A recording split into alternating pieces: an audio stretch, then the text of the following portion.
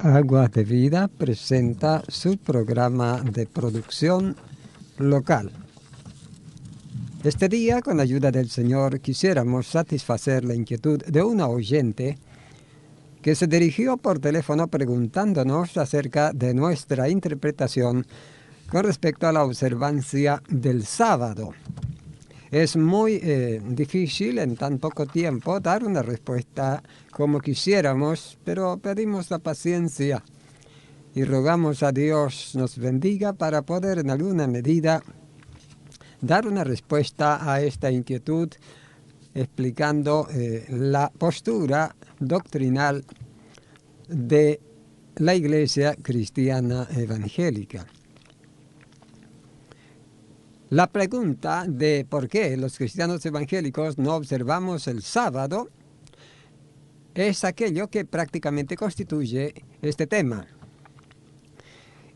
Y la primera razón por qué no observamos el sábado es porque los apóstoles no lo enseñaron a quienes realmente ignoraban el decálogo. Ellos enseñaban a gente pagana, a quienes desconocían las verdades de Dios. Pero a nadie hablaron absolutamente nada del sábado, ni tampoco a nadie escribieron dando instrucciones para la observancia del sábado. Y esto es tremendamente, esto es trascendente, esto realmente tiene la respuesta total, porque la Iglesia está fundada sobre los apóstoles, siendo la principal piedra del ángulo Jesucristo mismo, como dice Efesios 2:20, y Hechos 2:42 dice que la Iglesia perseveraba en la doctrina de los apóstoles. Además, el Señor resucitado se reunía con los apóstoles el primer día de la semana, esto es el domingo. No el séptimo, esto sería el sábado. Él no se reunía el sábado con los apóstoles. Ver para esto los evangelios, cuando Él aparecía resucitado a los apóstoles para hablarles y darles mandamientos acerca del reino de Dios, como dice Lucas. También los cristianos se reunían el primer día de la semana para celebrar el partimiento del pan, o cena del Señor. Hechos 26 al 11 registra un episodio histórico en el que Pablo llegaba a Troas para detenerse allí, en la zona, 7 días, es decir, una semana esperando para que llegara el primer día de la semana, oportunidad en la cual la iglesia se reunía para celebrar el culto, partiendo el pan, haciendo memoria del Señor. Y es entonces que ese primer día de la semana, el apóstol se reunió con la iglesia enseñándoles la palabra de Dios. Lea con cuidado Hechos 26 al 11 y se aprecia con claridad que la reunión de los cristianos era el primer día de la semana y no el séptimo. Esto es, era el domingo y no el sábado. Segunda razón. La enseñanza apostólica dice textualmente a los cristianos, dice, porque el pecado no se enseñoreará de vosotros, pues no estáis bajo la ley, sino bajo la gracia. Esto lo dice Romanos 6:14.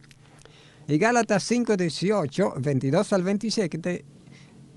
25, corrobora esta verdad tan abundante vertida en la Biblia. Esto lo dice la palabra de Dios, que los cristianos no están bajo la ley, sino bajo la gracia. Y dice también que el poder del pecado es la ley. Dichosos los cristianos que no estamos bajo la ley, porque el pecado toma fuerza, se nutre del rigor de la ley, porque el pacto de la ley no era para coquetearse con simulacros, sino que era para observar una estricta obediencia a cambio del juicio por desobediencia. La ley no tiene gracia. Y esto se ve en Romanos 6:14, Gálatas 5:18, 22 al 25. Esto lo dice porque el poder del pecado es la ley, claro.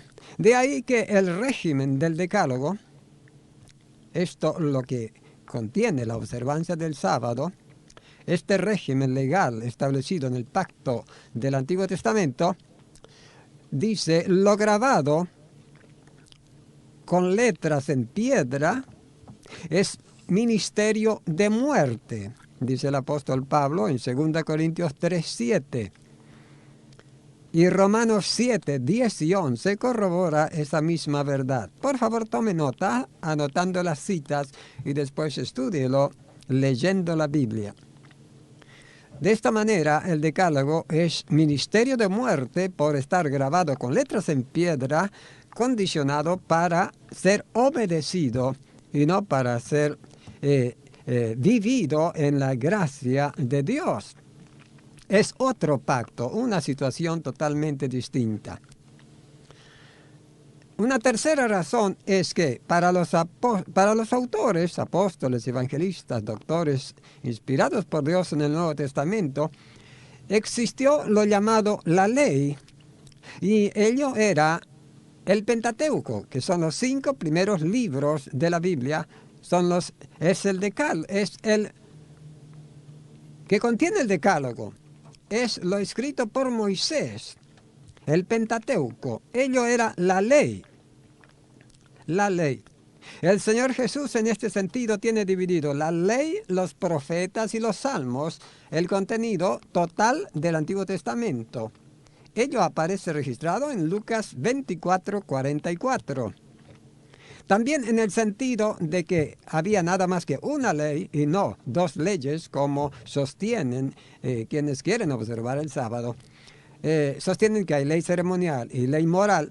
Entonces, esto no aparece para nada entendido así por los autores bíblicos.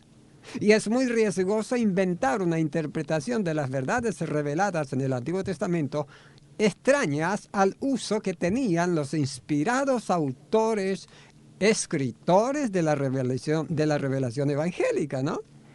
Sería eso una herejía también.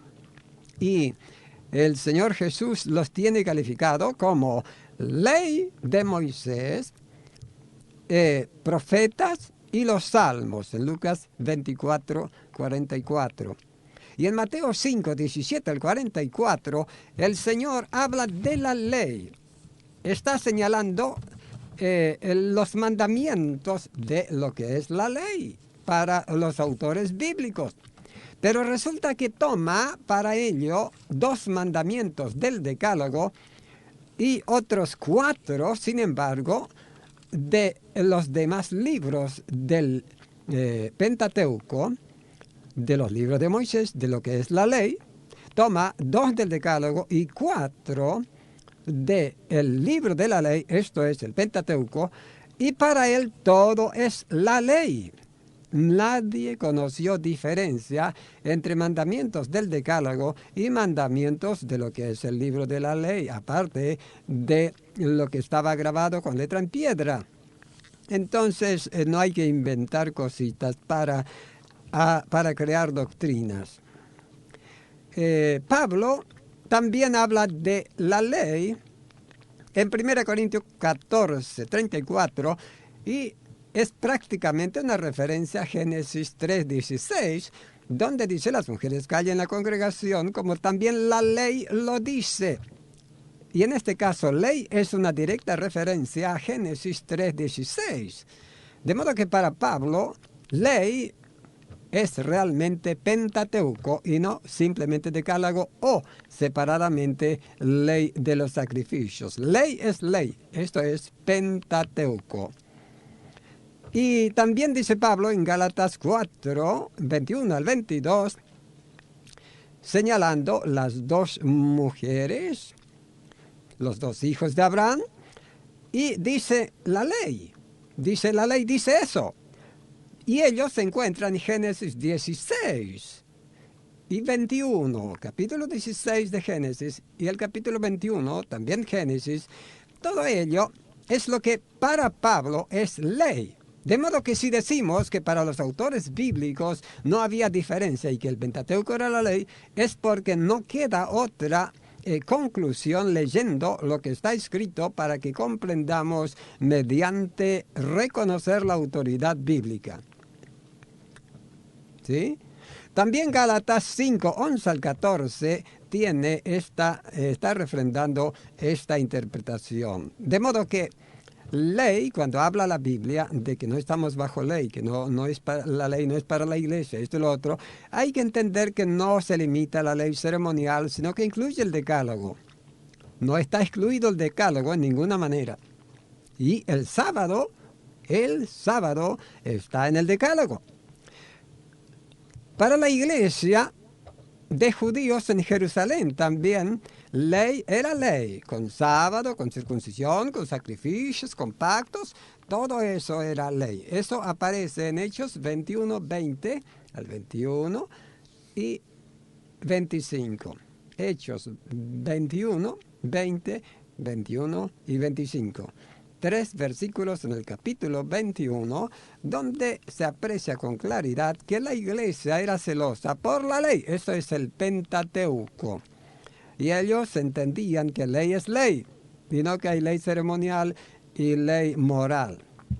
De modo que eso es una novedad inventada hace apenas 100 años y alguito para hacer doctrina. Esto es muy peligroso. Cuarta razón. El cristiano tiene cumplida la ley por identificarse espiritualmente con el Señor Jesús mediante la fe en Él. Romanos 3, 21 al 31 y Romanos 6, 1 al 4 y 10, 3 al 10. Colosenses 2, 10 al 17 y Juan 17, 19. Son todas escrituras que nos presentan la satisfacción de los requerimientos de la ley por parte del creyente mediante lo que el Señor Jesucristo le representa como cobertura para liberarlo de la ley. Esto es todo lo que se aprende estudiando la doctrina apostólica. El cristiano murió a la ley mediante el cuerpo de Cristo. Esto es algo categórico, claro, muy sencillo para ser interpretado. Pero lo vamos a leer rápidamente en Romanos, capítulo 7, verso 1 al 7, donde la palabra de Dios nos da esta explicación tan importante en cuanto a interpretar nuestro desligamiento de la ley dada por Dios mediante Moisés para Israel. Y leemos. ¿Acaso ignoráis, hermanos? Pues hablo con los que conocen la ley, que la ley se enseñorea del hombre entre tanto que éste vive. Porque la mujer casada está sujeta por la ley al marido mientras éste vive.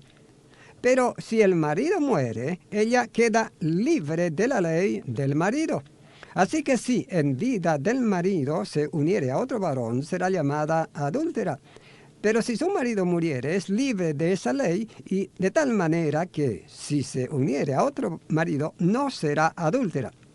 Entonces escuche lo que dice el apóstol, valiéndose de esta ilustración escritural. Él dice, así también vosotros, hermanos míos, habéis muerto a la ley mediante el cuerpo de Cristo, para que seáis de otro, del que resucitó de los muertos, a fin de que llevemos fruto para Dios. Va a ser posible llevar fruto porque el pecado pierde el poder mediante quedar anulada la ley. ¿Sí? Y sigue el verso 5. Porque mientras estábamos en la carne, las pasiones pecaminosas que eran por la ley obraban en nuestros miembros, llevando fruto para muerte. Mire usted la desventaja de Israel. Pero gracias a Dios que la iglesia no cae en esa desgracia de someterse a la ley. Pero ahora, dice el apóstol, estamos libres de la ley por haber muerto para aquella en que estábamos sujetos, de modo que sirvamos bajo el régimen nuevo del Espíritu, no bajo el régimen viejo de la letra. ¿Qué diremos, pues? ¿La ley es pecado? En ninguna manera. Pero yo no conocí el pecado sino por la ley, porque tampoco conociera la codicia si la ley no dijera no codiciarás.